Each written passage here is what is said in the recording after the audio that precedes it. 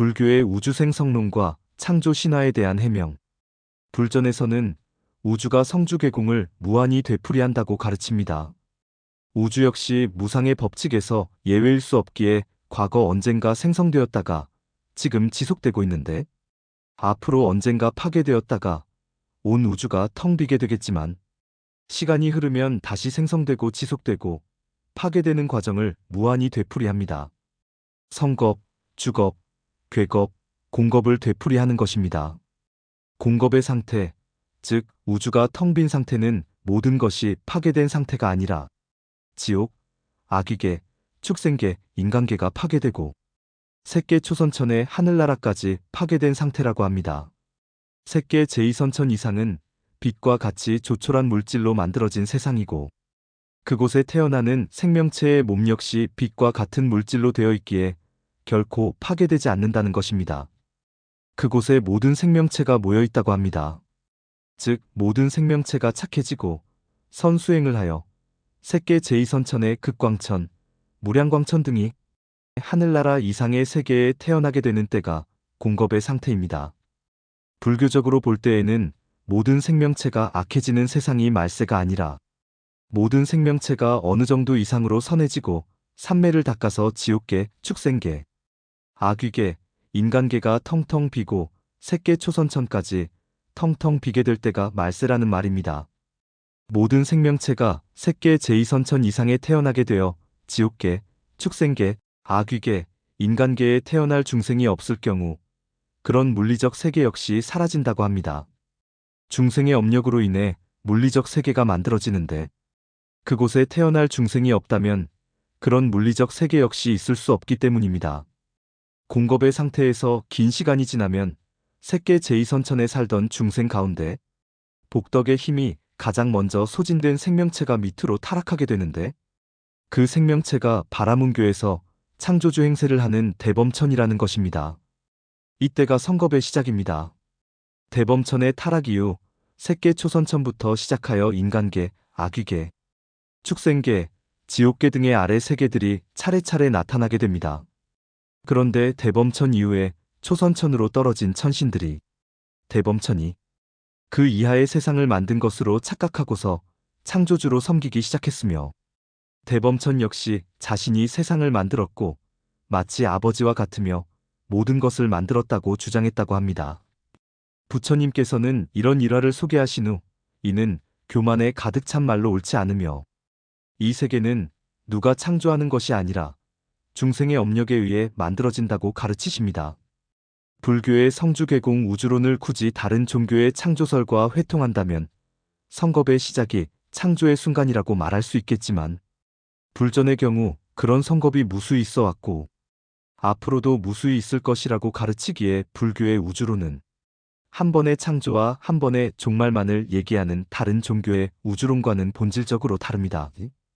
또 어떤 인격체가 우주를 만든 것이 아니라 중생의 업력에 의해 우주가 생겨난다고 가르친다는 점에 불교의 특징이 있습니다. 이것이 물리적 우주에 대한 불교적 설명입니다. 인간과 생명체의 기원에 대해서, 지금 우리가 살고 있는 지구에 생명체가 생겨난 후 인간으로 진화하는 과정에 대해서는 불교적으로 다음과 같이 설명할 수 있습니다. 생명조류의 저자이며 옥스퍼드 대학 교수였던 라이얼 왓슨에 의하면 얼음덩어리인 혜성이 DNA의 공급원이라고 합니다. 생명체의 토대가 되는 DNA가 온 우주에 가득하다는 말입니다. 라이얼 왓슨의 이런 가설은 불교의 우주관, 생명관에 합치합니다. 태양계에서 지구가 생겨난 후 어느 정도 식어서 DNA로 이루어진 생명체가 살 수 있는 조건이 되었을 때, 혜성에 묻어있던 바이러스 등의 원시 생명체들이 지구로 떨어져 기생하면서 진화를 거듭하여 인간의 모습까지 갖추게 되었다고 볼 수 있습니다. 창조과학회라는 일부 개신교도 과학자 모임에서는 진화의 속도가 너무 빠르다는 점을 근거로 대면서 진화론을 부정하는데, 이에 대해서는 윤회설로 설명할 수 있습니다. 부처님 가르침에 의하면 생명체가 지구상에만 존재하는 것이 아닙니다. 불전의 삼계설, 육도윤회설, 삼천대천 세계설 등에서는 온 우주에 생명체가 가득하다고 가르칩니다. 10억 개의 삼계가 삼천대천 세계가 된다는 이론에 의거할 때 우리와 같은 인간의 모습을 한 생명체도 지구상에만 존재하는 것이 아니라 온 우주 도처에 존재한다고 볼 수 있습니다.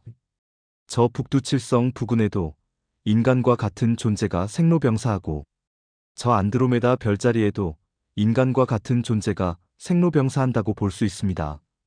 믿거나 말거나 한 얘기지만 칠성각에 가서 빌어서 난 아이들은 얼굴이 비슷하다고 합니다. 북두칠성 부근의 외계에 살던 같은 부류의 생명체가 어머니의 태내에 들어와서 그럴 것이라고 농담하기도 합니다.